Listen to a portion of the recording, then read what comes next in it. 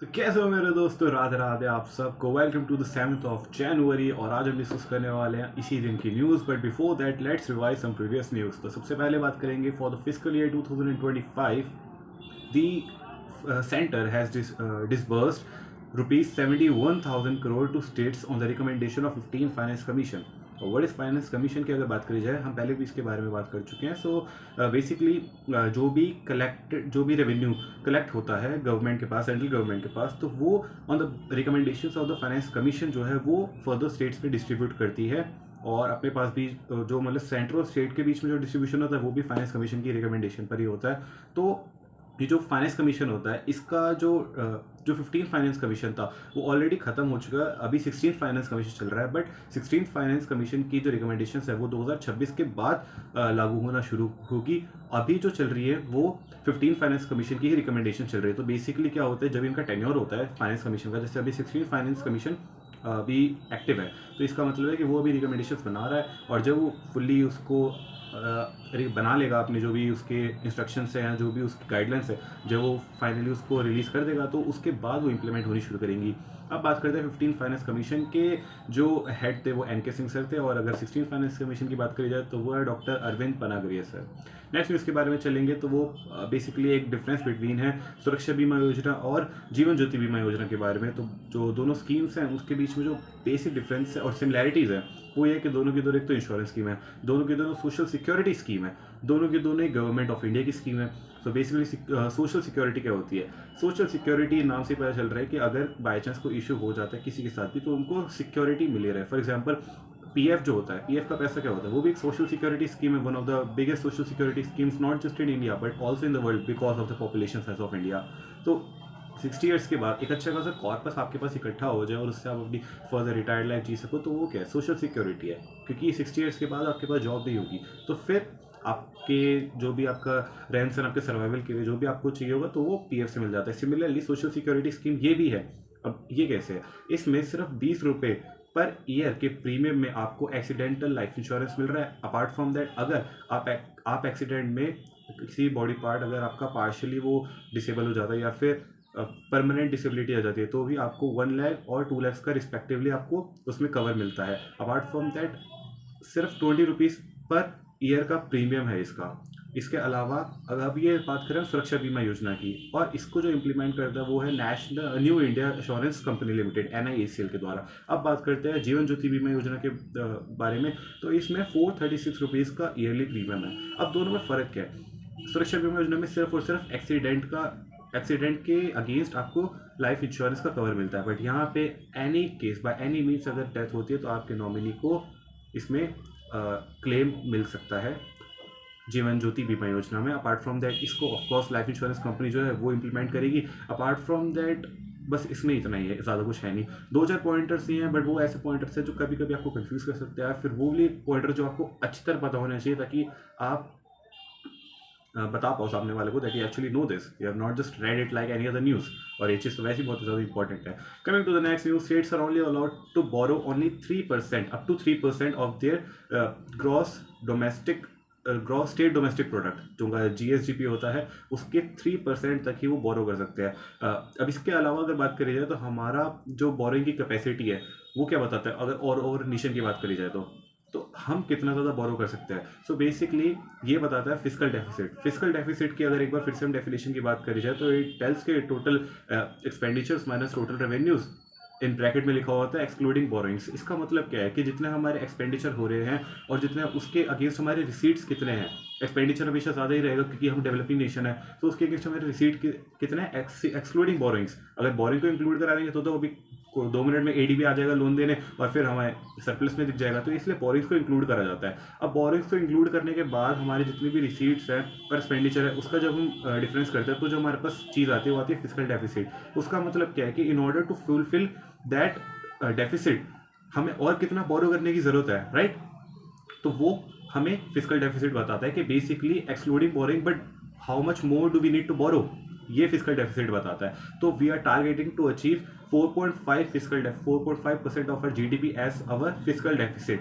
इतना नीचे आ जाए बिकॉज बहुत ज़्यादा अच्छी बात होगी। अभी मेरे ख्याल से 5.1 अराउंड समथिंग चल रहा है, 5 की रेंज में है वो।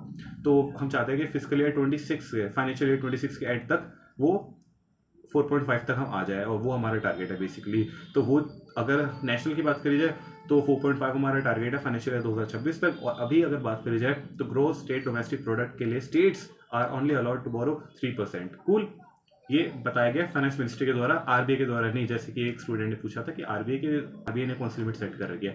अपार्ट फ्रॉम दैट, अगर नेक्स्ट न्यूज की तरफ बात करें तो RBI decided to increase the limit for collateral free agriculture loans from 1.6 lakh rupees to 2 lakh with effect from January 1, 2025। इसमें तो ज़्यादा कुछ एक्सप्लेन करने के लिए है भी नहीं। नेक्स्ट, आज के बारे में बात करते हैं, बहुत सारी न्यूज़ के बारे में डिस्कस करना है, सो लेट्स गेट स्टार्टेड। सबसे पहले Modi ji discusses innovation AI and innovation with Microsoft CEO Satya Nadella, and they are looking forward for a great partnership very soon. Next बात करेंगे अभिषेक बच्चन जी के बारे में, हाँ के बेटे जी के बारे में। He is going to join European T20 premier league, but कैसे? एज अ क्रिकेटर और एज अ प्लेयर और as a coach? No, as a co owner. Apart from that he actor के साथ साथ वो एंटरप्रेन्योर भी और वो इन्वेस्टर भी है। सो ही ऑल्सो को owns a football team in India which is Chennaiyin football club in the Indian Super League. Apart from that, he also co-owns a kabaddi team जिसका नाम है Jaipur pink panthers, pro kabaddi league में जो खेलती है। तो ये वाले क्वेश्चंस भी ऐसे आ जाते हैं, इसलिए न्यूज़पेपर पढ़ना बहुत ज़्यादा ज़रूरी हो जाता है। नेक्स्ट हम बात करेंगे US and India soon will work together on nuclear deal. और यूएस के जो नेशनल सिक्योरिटी एडवाइजर है जेक सलीवन, उनके साथ मोदी जी की बातचीत हुई है, and they are looking forward for a great collaboration in the coming years. इसके थ्रू क्या होगा कि जो हमारे इक्विपमेंट्स हैं और जो मटेरियल्स हैं उनको रिप्रोसेस करने में इंडिया, इस डील के थ्रू इंडिया उनसे प्लूटोनियम और यूरेनियम परचेज करेगा ताकि उसको रिप्रोसेस करा जाएगा और उसको और भी ज़्यादा एनरिच करा जाए, और इंडिया उनकी न्यूक्लियर टेक्नोलॉजीज को यूज़ कर पाए और उनके साथ कोलैबोरेट कर पाए, बिकॉज वो बहुत ज़्यादा एडवांस्ड है, प्लस उनकी जो टेक्नोलॉजी है वो बहुत ही सेफ रखते हैं, ज़्यादा लोगों को पता नहीं है। तो इस कोलैबोरेशन के थ्रू हमें उनसे भी बहुत कुछ सीखने को मिलेगा। अपार्ट फ्रॉम दैट, हमारा एक क्या कहते हैं कोलैबोरेशन और एक पैक्ट टाइप का है जो यूएस के साथ है, जिसका नाम है US India initiative on critical and emerging technology. ये डेफिनेटली इसके नाम से पता चलता है क्रिटिकल एंड एमर्जिंग टेक्नोलॉजी को और भी ज़्यादा उसके ऊपर रिसर्च करने के लिए, और इसके थ्रू अमेरिकन में 400,000 जॉब्स भी उनको मिल पाई है अमेरिकन को। तो ये अपने आप में बहुत बड़ी अचीवमेंट है हमारे बीच के रिलेशनशिप के बारे में। नेक्स्ट बात करेंगे the runway to a billion opportunities. ये थीम है 15th एरो इंडिया एक्सपो के बारे में। So basically this going to be held in Bengaluru from Feb 10 to Feb 14, and बहुत बड़ा एक ऑर्गेनाइज होने वाला है ये एक्सपो, तो इसलिए बहुत ज़्यादा इंपॉर्टेंट है, जिसकी थीम है the runway to a billion opportunities. Aero India नाम है तो ऑफकोर्स ये एयर से रिलेटेड जो भी चीज़ें होती है उससे रिलेटेड होगा। स्टार्टिंग के जो डेज होंगे that will focus on the industries, will be inviting industries and they will look at this expo, but later on in the last 2 days ये पब्लिक के लिए भी ओपन रहेगा। नेक्स्ट बात करेंगे ब्यूरो ऑफ इंडियन स्टैंडर्ड्स के बारे में। They are celebrating their 78th foundation day. कल के दिन उन्होंने सेलिब्रेट करा था। अब इसके अंतर्गत जो कंज्यूमर अफेयर्स मिनिस्टर है हमारे, उन्होंने अर्ज किया था कि यार सिल्वर को लेकर, सिल्वर के ऊपर हॉलमार्किंग को मैंडेटरी कर दिया जाना चाहिए ताकि एक स्टैंडर्ड जो है वो सेट हो जाए, because of course this is BIS, bureau of Indian standards. इसके अलावा एक और जिसके बारे में बात करी गई थी, एम्फसाइज करा गया था जीरो डिफेक्ट जीरो इफेक्ट। इससे क्या होगा, हाई क्वालिटी इंश्योर होगी। हमें हमेशा परफेक्शन की तरफ एम करना चाहिए ताकि हम ऑलमोस्ट परफेक्ट तो बनी जाए। तो वही हम इसका पीछे भी सिनेरियो कि हमें जीरो डिफेक्ट चाहिए। हम चाहते हैं कि जैसे कोई सामान खरीदते हैं तो उसके ऊपर लिखा होता है ना ओके टेस्टेड, तो वही हमारा एम है कि जितनी ज़्यादा चीज़ हो सके बहुत ही अच्छी क्वालिटी प्रोवाइड करे जाए, जिससे नॉट जस्ट हमारे लोगों को ही बढ़िया प्रोडक्ट्स मिले, बट एक्सपोर्ट जब हम करेंगे तो वहाँ के लोग भी बहुत ज़्यादा खुश हो और वो हमसे और भी ज़्यादा एक्सपोर्ट करने की इच्छा रखें। नेक्स्ट बात करेंगे two fast patrol vehicles Amulya and Akshay constructed by Goa shipyards limited for Indian coast guard launched in the presence of secretary of defence production. क्या क्या नाम है इनका, अमूल्य और अक्षय। अमूल्य मुझे वर्ड बड़ा अच्छा लगता है यार, आई मीन प्राइसलेस, जिससे कोई मोल लगाया ही नहीं जा सकता है, तो अमूल्य मुझे वर्ड बड़ा अच्छा लगता है। अपार्ट फ्रॉम दैट हमारे पास और 2 हैं जो ऑलरेडी वर्किंग है, जिनका नाम है अदम्य एंड अक्षर। तो सारे के सारे ए से शुरू हो रहे हैं और बहुत ज़्यादा सिमिलर नेम है, so it will be very easy for us to remember. Adamya, Amulya, Akshay और अक्षर। तो ये जो वर्ड्स हैं, ये जो वेसल्स बोलूँगा मैं इनको, बेसिकली फास्ट पेट्रोल वेसल। जैसे जो सर ने एग्जांपल दिया था मूवीज़ का, मेरे को एक्चुअली एग्जांपल याद भी आ गया था। चेन्नई एक्सप्रेस का वो सीन था जब शाहरुख खान को श्रीलंका वाले पकड़ लेते हैं और फिर इंडियन कोस्ट गार्ड्स आते हैं और फिर वो उनको ऐसे पकड़ते हैं कि, और वो बोलते हैं कि ये शाहरुख खान हमारा आदमी है, हमारा आदमी, और शाहरुख खान बोलता है हाँ और तू मेरी औरत है।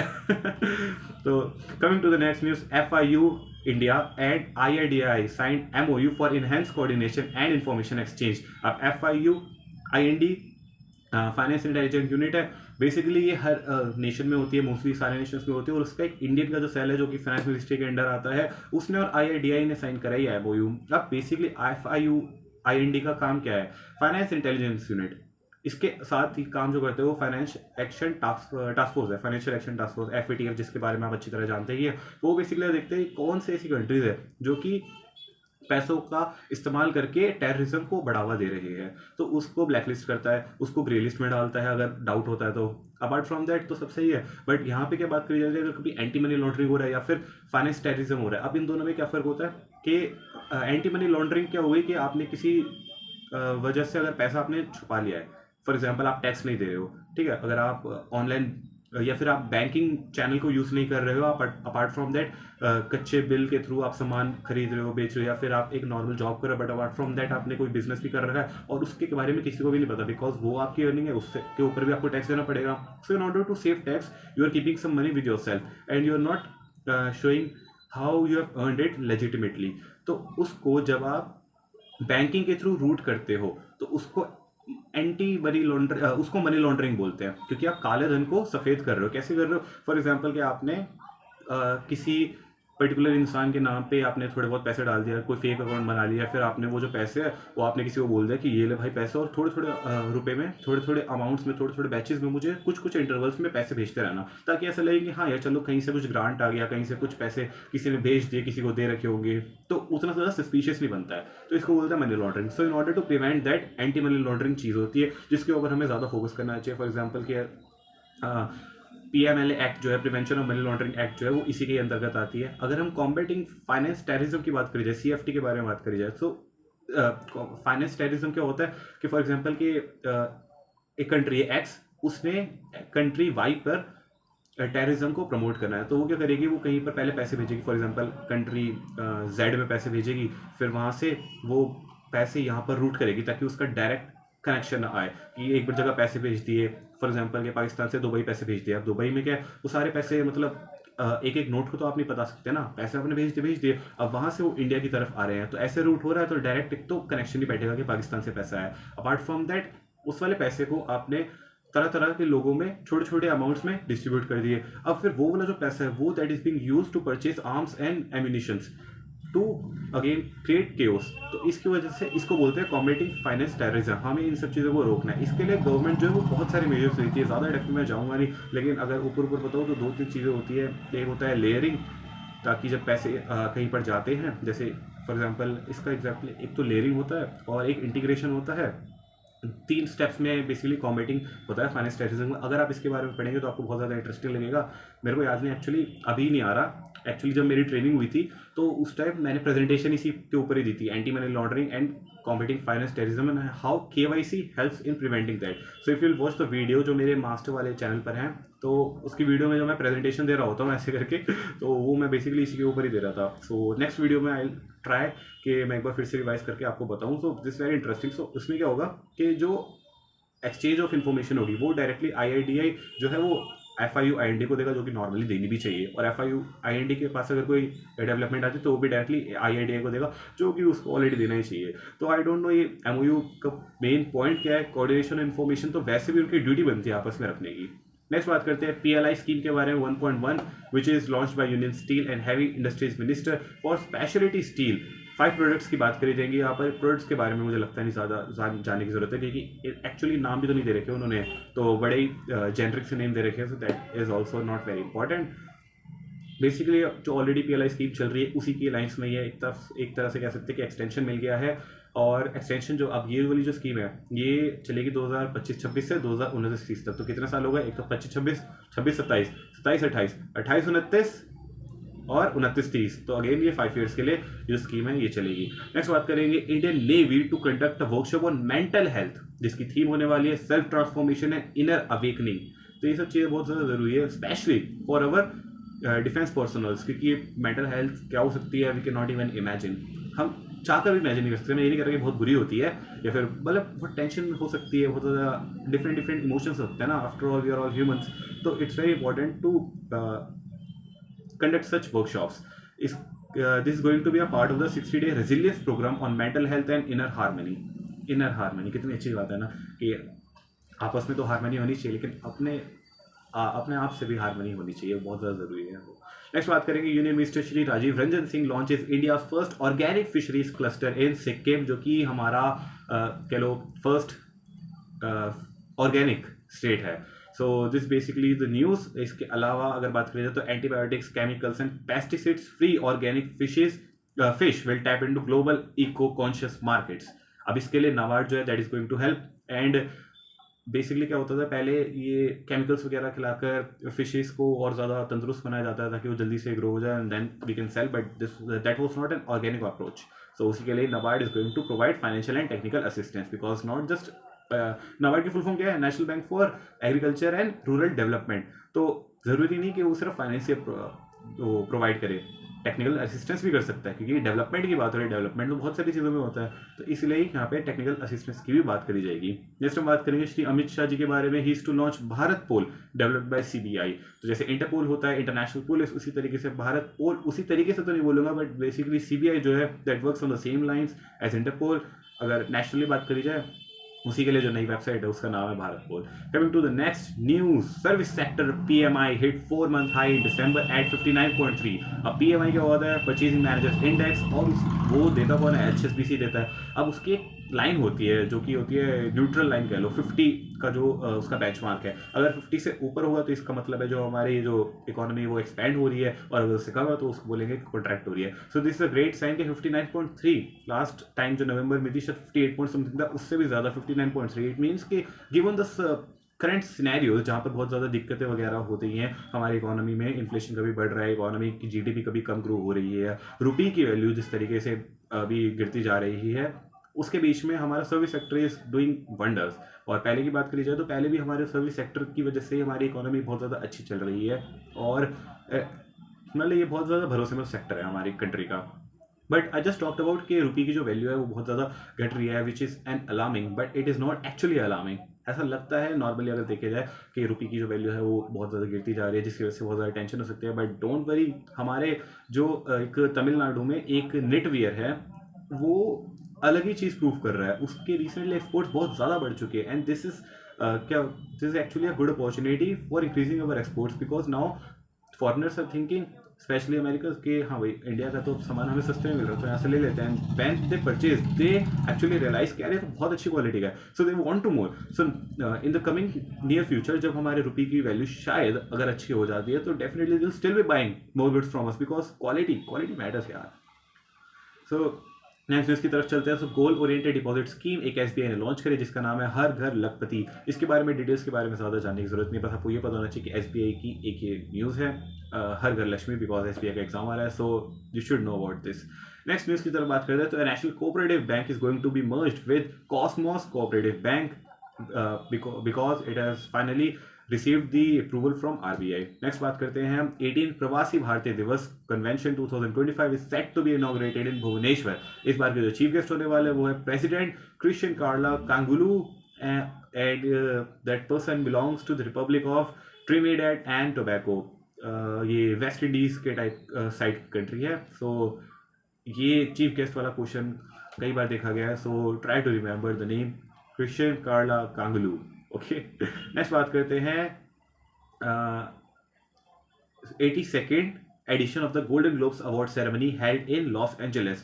तो इसमें ज़्यादा बहुत सारे न्यूज़ थी, बट आई थिंक कि एक आध न्यूज़ भी आप पढ़ लो. ज़रूरी नहीं कि वो चीज़ आए या ना आए, लेकिन एक्चुअली आपके पास ये होगा कि हाँ एक चीज़ मैंने पढ़ी थी, वो आई नहीं आई, because you should read only what you can revise. So Shogun is the name of the TV program that has won 4 awards. Next and last news अगर आज के बारे में बात करी जाए, so IAS Ashutosh Agnihotri sir has been appointed as the chairman and MD of Food Corporation of India. So that is it from my side. If you like this section, do let me know in the comment section. Apart from that, अगर कोई भी बात करनी हो so do let me know in the comment section, or you can join me and join the Telegram channel जहाँ पर हम रोज़ quiz करते हैं, जहाँ पर आपको नोट्स मिल जाएंगे, जहाँ पर और भी कोई लेटेस्ट डेवलपमेंट होगी उसके बारे में आपको पता चलेगा. और अगर किसी भी सब्जेक्ट से रिलेटेड या किसी भी क्वेश्चन से रिलेटेड आपको कोई भी डाउट हो, सो वहाँ पे डिस्कशन ग्रुप में आपको बहुत सारे धुरंधर मिल जाएंगे जिनसे आप डिस्कस करके आपको बहुत ज़्यादा अच्छा लगेगा, ये मेरी गारंटी है. So that is from my side. मिलेंगे कल, तब तक के लिए I am proud of you.